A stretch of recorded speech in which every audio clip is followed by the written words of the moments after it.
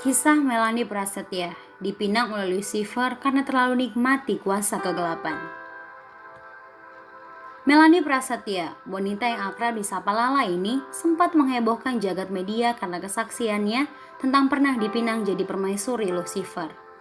Bagi orang Kristen, saat mendengar kata Lucifer, bayangannya adalah iblis yang merupakan bekas malaikat yang diusir dari sorga karena ingin menyamakan dirinya dengan Tuhan. Sejak saat itu, dia pun memutuskan untuk menjadi musuh Tuhan dan berusaha untuk mengagalkan rencana Tuhan atas dia. Tujuan ini pun berhasil dilakukannya di dalam hidup Lala. Sebagai anak yang lahir di tengah orang tua yang masih percaya ilmu gelap, sejak kecil Lala sudah terbiasa dibawa oleh sang ayah bertemu dengan orang pintar.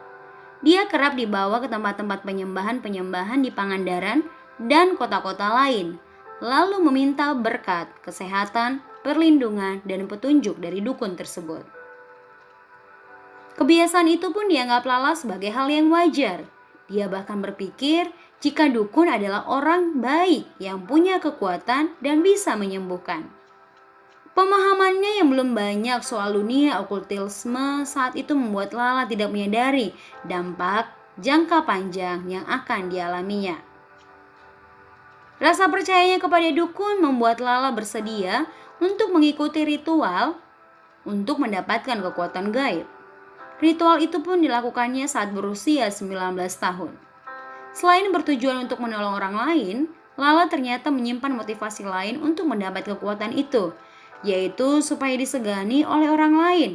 Dia pun menjalani mandi kembang dan didoakan oleh dukun tersebut. Sejak menerima ritual itu, Lala merasa tubuhnya berbeda dari sebelumnya. Setiap malam, dia pun kerap mengalami mimpi yang aneh di mana ia bertemu orang-orang yang berbeda dan menawarinya ilmu.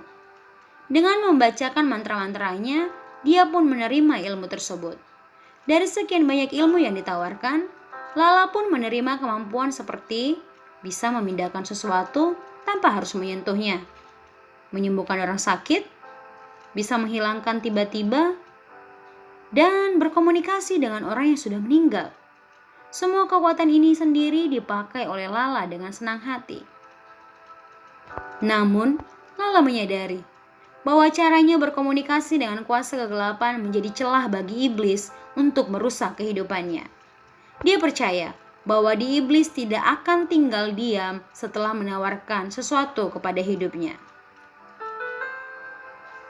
Setelah saya menikmati pemberian iblis, saya baru tahu ternyata si iblis pengen sesuatu dari hidup saya. Iblis itu tidak akan pernah diam. Dia akan meminta balasan dari setiap apa yang dia berikan kepada manusia, terangnya. Tepatnya di suatu malam setelah pulang kuliah, Lala masuk ke kamar.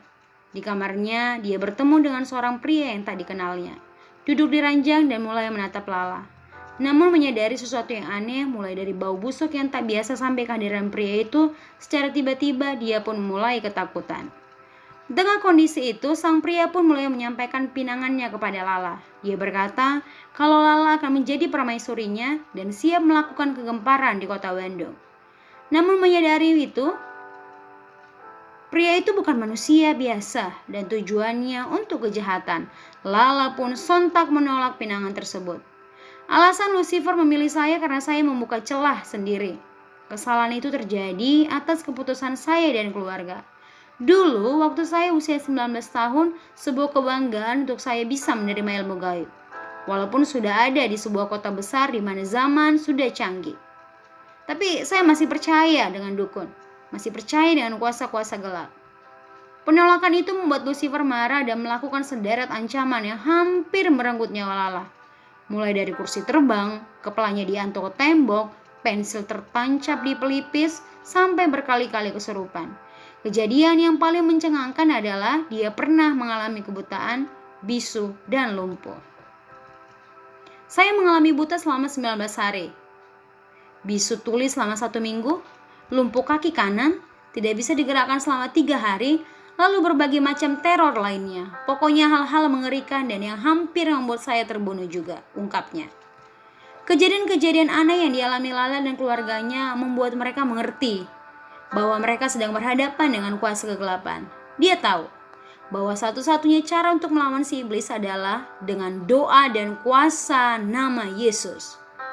Dia dan orang tuanya pun sepakat untuk menyerahkan hidup mereka kepada Yesus dan mau terus belajar mengenal Tuhan Yesus lebih lagi. Sejak saat itulah, hidup Lala mulai dibebaskan dari kejaran Lucifer dan sederetan teror yang dilakukan terhadapnya.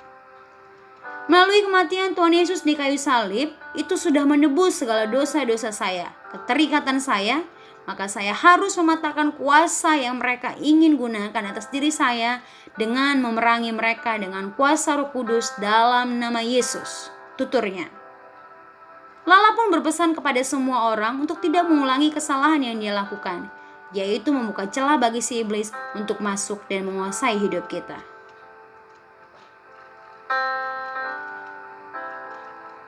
Mari saat ini